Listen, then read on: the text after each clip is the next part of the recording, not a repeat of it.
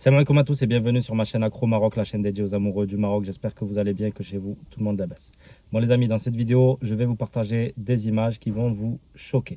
En tout cas, moi personnellement, ça m'a choqué. Ça fait 20 ans, 25 ans, peut-être 30 ans que je voyage au Maroc chaque année, chaque été et j'ai jamais vu ça. C'est incroyable l'enfer que sont en train de vivre les Marocains résidant à l'étranger qui souhaitent rentrer chez eux par bateau en passant par l'Espagne.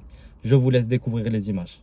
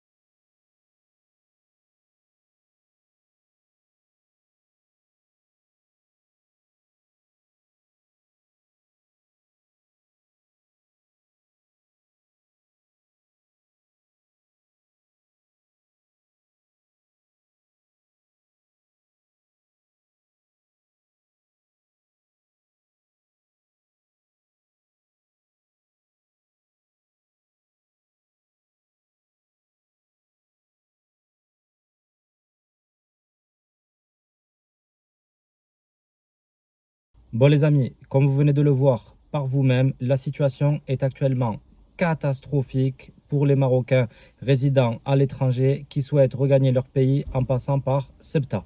Il y a plusieurs kilomètres de bouchons.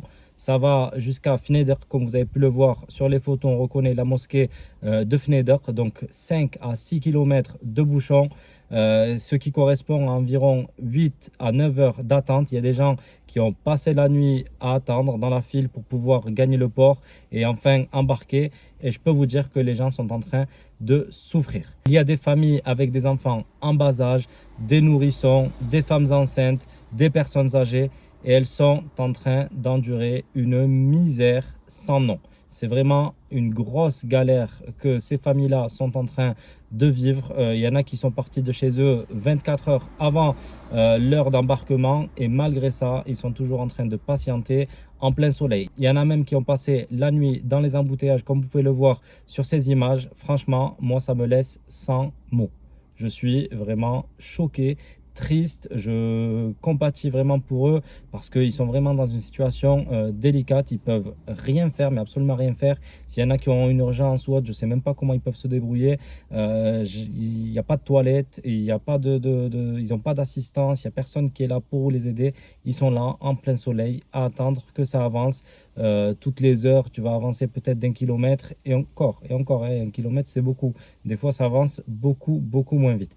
Donc, franchement, moi, ça, je les plains. Alors, d'où vient le problème? La question qu'on se pose tous, c'est comment se fait-il qu'il y ait autant d'attentes?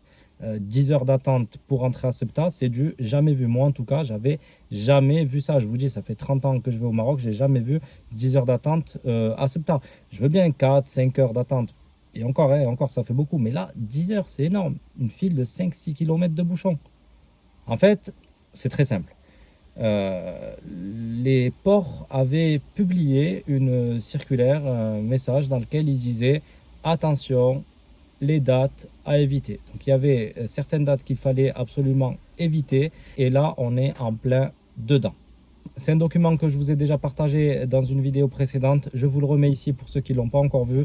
Donc là, vous voyez, toutes les périodes en noir sont à éviter. Là, on a une forte intensité de trafic. Les ports sont complètement saturés. Les douaniers font ce qu'ils peuvent. Mais à un moment donné, comme je disais, on ne peut pas aller plus vite que la musique. Il y a trop de monde, c'est difficile à gérer.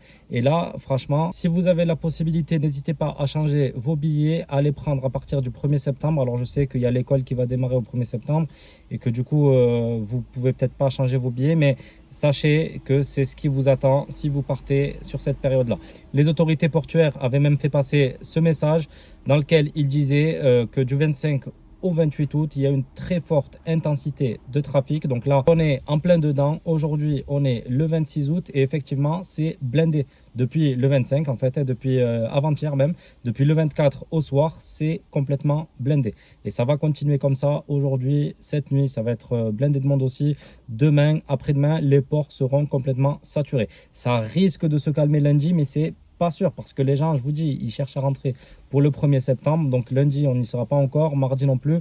Donc je pense qu'il y aura encore beaucoup de monde sur les jours à venir. Donc là, moi les amis, le conseil que j'ai à vous donner, si vous devez absolument rentrer aujourd'hui, demain ou sur les jours à venir et que vous n'avez pas la possibilité de changer votre billet, le conseil que je vous donne déjà, c'est prendre beaucoup d'eau, de prendre beaucoup d'eau fraîche parce qu'arrivé à un moment donné, vous allez vous retrouver dans des endroits où il n'y aura pas de hanout ni de supermarché pour acheter à boire, à manger. Donc prenez des bouteilles d'eau glacée s'il faut, prenez à manger, essayez d'anticiper 2-3 repas. Et si vous partez par exemple le matin, prenez votre petit déjeuner, prenez pour le midi, pour le soir. Prenez vraiment tout le nécessaire. Prenez aussi des Doliprane parce que je peux vous dire que ça donne mal à la tête. Donc très important, prenez tout ce qu'il faut pour pouvoir patienter. Parce que je vous dis, comptez au minimum 8 heures d'attente. Et je vous dis, c'est le minimum, hein, ça peut aller jusqu'à 10-11 heures. Je vous dis, il y en a qui ont passé la nuit à Ceuta et même pas à Ceuta, en fait, ils étaient sur la route. Je ne sais pas si vous connaissez un petit peu le coin, mais bon, si vous passez par Ceuta, certainement vous connaissez Tanger. Mais Fnedr, c'est une petite ville qui est à 6 km, je dirais 5-6 km du port. Donc les gens, ils faisaient la queue et ils étaient bloqués dans les embouteillages depuis Fnedr. T'imagines? Fnedr. Tu n'es pas à Ceuta là, tu es loin encore du port, très très loin. Donc imagine le temps que ça doit prendre quand ça avance au ralenti. Là, ça avance au ralenti. C'est difficile. Difficile, surtout, comme je vous dis, pour les personnes âgées. Je sais qu'il y a beaucoup de personnes âgées qui rentrent en bateau. Pour les enfants, très difficile. Et surtout pour les femmes enceintes, grosse pensée pour elles. Je sais que ça ne doit pas du tout être facile d'être dans cette position inconfortable, en pleine chaleur et à devoir patienter. Donc vraiment, prenez de quoi vous hydrater. Le plus important dans cette histoire, c'est de prendre de l'eau. De l'eau, de l'eau, de l'eau. N'attendez pas d'arriver dans le port pour l'acheter parce que vous n'allez pas y arriver tout de suite. Donc très important, faites passer ce message-là autour de vous. Il faut que les gens qui prennent la route aujourd'hui, demain ou après-demain soient au courant de cette situation pour pas qu'ils ne soient surpris en arrivant sur la route, hein, parce que les y en a, ils ne savent pas ça. Il y en a, ils arrivent, ils se disent ouais, c'est bon, je vais prendre 3 à 4 heures d'avance et c'est bon, je suis large et tout. Non, non, non. Là, c'est peut-être presque 24 heures d'avance qu'il faut prendre parce que je vous dis, moi, j'avais jamais vu ça. Moi, les images là que je viens de voir, comment envoyer, j'étais vraiment choqué. Et en plus, je sais que la plupart d'entre eux ont subi le même sort à l'aller. À l'aller, il y avait énormément de monde pour ceux qui passaient par Ceuta. Donc pareil, à l'aller, il y avait 7-8 heures d'attente en Espagne. J'étais du côté espagnol cette fois-ci. Mais c'est comme ça, cette année, il y avait vraiment beaucoup de monde qui est descendu au Maroc. Avec les 2 années de Covid, il y en a beaucoup qui n'avaient pas vu leur bled depuis un certain temps. Donc ils ont voulu y aller. Et malheureusement, il y en a qui ont souffert à l'aller et qui sont en train de souffrir maintenant au retour. Donc je vous plains. Alors il y en a beaucoup qui disent ouais, il aurait mieux fallu passer par Tanger, pourquoi ils n'ont pas pris les billets par Tanger, etc. Oui, c'est vrai, Tanger c'est mieux comme port, c'est un port marocain, c'est mieux de passer par Tanger que par Ceuta. Je suis entièrement d'accord avec vous sur ce point-là et même à 100%. Mais le problème, c'est que même à Tanger, en ce moment, il y a du monde. Même le port de Tanger est saturé. En plus, comme je disais sur une autre vidéo, ils sont en train de faire passer tout le monde ou presque au scanner. Ça retarde du coup l'embarquement et ça crée des bouchons. Je vous laisse découvrir les images. Catastrophe en journée. Catastrophe. C'est bloqué. Ça fait 4 heures qu'on est bloqué.